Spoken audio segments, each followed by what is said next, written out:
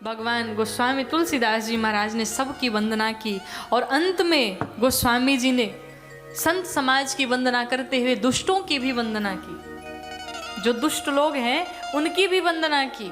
क्यों भाई? दुष्टों से सब सावधान रहते। कहते ना इसके मुंह कौन लगने जाएगा, जाने दो। तो दुष्टों से सभी सावधान। गोस्वामी जी ने भी कहा भाई इनको हम क्यों छोड़ने जाएं, इनकी भी वंदना कर लेते हैं। और गोस्वामी जी ने पहले लिख दिया, सिय राम मैं सब जग जानी, करऊं प्रणाम जोर जुग पानी। मैं प्रत्येक जीव में, प्रत्येक कण कण में भगवान का दर्शन करता हूँ। तो उन दुष्टों में भी तो मेरे राम ही समाहित हैं, इसलिए मैं उनको भी प्रणाम करता हूँ। सबकी वंदना।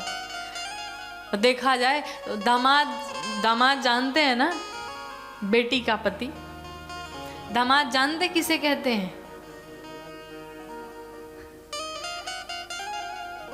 जिसको देख करके दम फूलने लगे वही है दामाद।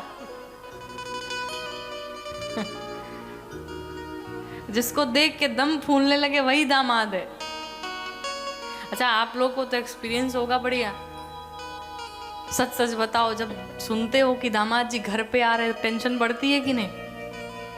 भाई उनको कहाँ सुलाना है, क्या नाश्ते में देना है, लंच में क्या देना, डिनर में क्या देना, सब सोच में लग जाते। अच्छा विचार करो, अगर कहीं घर में विवाह पड़ जाए तब तो और टेंशन।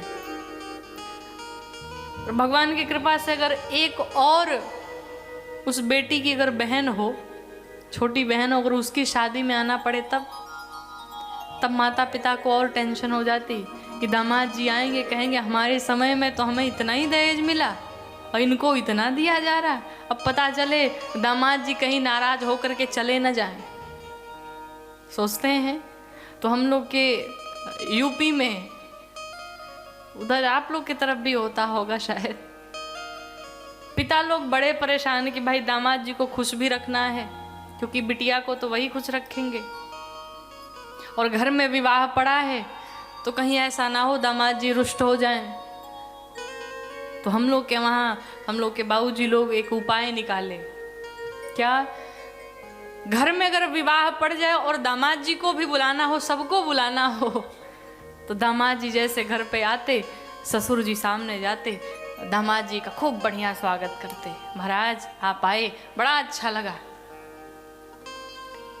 अब किनारे ले जाते थोड़ा, आपसे एक जरूरी बात करनी है। जी सरकार कहिए ना। तो ससुर जी बड़े प्यार से समझाते, कहा आपको एक बड़ी जिम्मेदारी देनी है मुझे।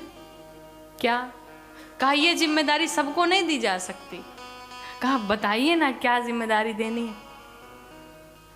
कहा आपको पैसे रुपए की जिम्मेदारी देनी है। अच्छा, अब इतनी बात सुन करके कि हमको कोषाध्यक्ष बनाया जा रहा है ससुराल में, अब दामाद जी बड़े खुश हो जाते। अच्छा महाराज करना क्या है?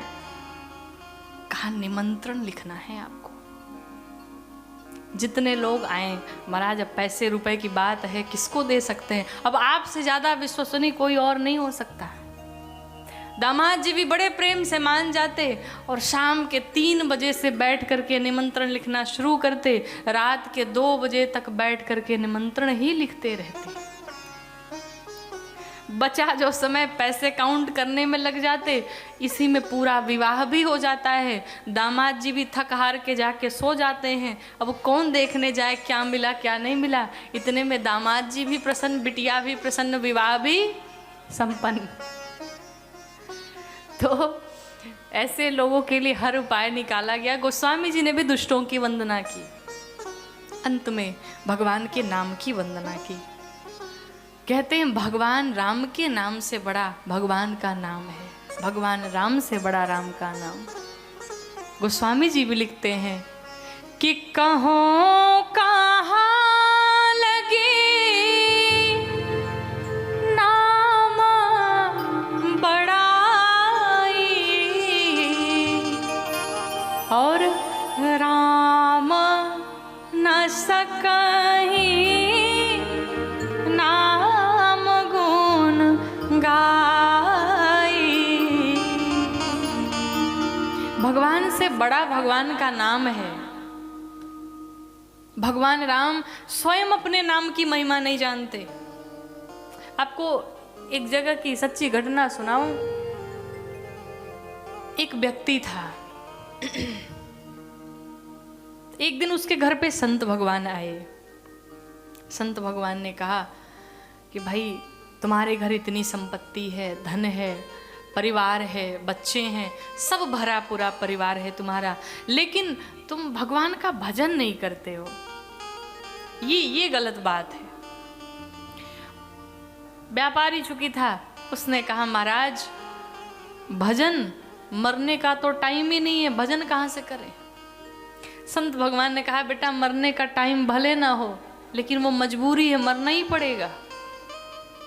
जब बुलावा आएगा जाना ही पड़ेगा, टाइम हो ना हो। उसने कहा महाराज वो तो बाद की देखी जाएगी, अभी तो हम अपने बिजनेस में बिजी हैं। आप लोग से भी कहा जाता है चलो कथा चल रही सिद्धाश्रम में, तो आप क्या कहते हैं महाराज टाइम नहीं, वीकेंड में आएंगे। दिन रखते हैं किसके लिए? हमारा बिजनेस कहीं खराब ना हो जाए, हमारी दुकान बंद ना हो जाए। लेकिन ये सोचने का फर्क है। अगर आप कहते हैं आपके पास टाइम नहीं है, और जब आपके जीवन में विपत्ति आती है दौड़े भागे भगवान के पास जाते, प्रभु बचा लो, बड़ी घनघोर विपत्ति आई है, क्या करूं? अगर खुदा न खास्ता भगवान भी कह दे बेटा जाओ अभी टाइम नहीं है, संडे को आना, संडे को काम तुम्हारा करेंगे, वीकेंड में, जैसे हम लोग कह देते, कैसा लगेगा? जिस भगवान ने ये सारी संपत्ति दी, ये शरीर दिया, ये जीवन दिया, सब कुछ दिया, हम उस भगवान के लिए तुरंत कह देते टाइम नहीं है। जिस 5,000 बचाने के चक्कर में लगे हो, यकीन मानिए अगर विश्वास के साथ में रहेंगे, अगर आप सोचते हैं दुकान बंद कर दिए, ग्राहक आएंगे चले जाएंगे, हमारा घाटा लग जाएगा, पैसे नहीं आएंगे, तो महाराज अगर भगवान चाहेंगे तो 1 घंटे में ही पूरे दिन के पैसे आपको दे देंगे, और अगर नहीं चाहेंगे तो दुकान पे दिन रात बैठे रह जाइए, 1 पैसे नसीब होने वाले नहीं है। जिस भगवान ने ये करोड़ों की संपत्ति दे दी, ये अनमोल शरीर दे दिया, उस भगवान के सामने, उस भगवान के लिए हम कहते हैं प्रभु मेरे पास टाइम नहीं है, हमारे पास समय नहीं है। कितनी विचित्र बात है। लेकिन सोचने का नजरिया है, दृष्टि का फेर है। इसलिए कहते हैं दृष्टि बदलो, सृष्टि बदली बदली दिखाई पड़ेगी। सब अपने सोचने का नजरिया है। तो संत भगवान ने उससे कहा बेटा तुमने इतने धन कमाए हैं लेकिन भजन नहीं करते हो, ये गलत बात है। कहा महाराज टाइम नहीं है। अच्छा एक काम करो, तुम्हें टाइम होता कब है? कहा दिन रात मिला करके तो कभी नहीं होता, लेकिन हाँ जब मैं शौच में जाता हूँ, वॉशरूम जाता हूँ, उसी समय मेरे पास टाइम होता है। लेकिन महाराज बुरा न मानिएगा, आज का क्या कहें, आजकल शौच में भी टाइम नहीं होता लोगों के पास, वहां भी मोबाइल लेके बैठे होते। लेकिन उसने कहा महाराज बस वही टाइम मुझे मिल पाता है, बाकी मैं फ्री नहीं होता हूं। अच्छा कोई बात नहीं, एक काम करो, अगर तुम्हें वही समय मिलता है तो तुम वही भगवान का नाम लेते रहना, 5 मिनट 10 मिनट जो भी है।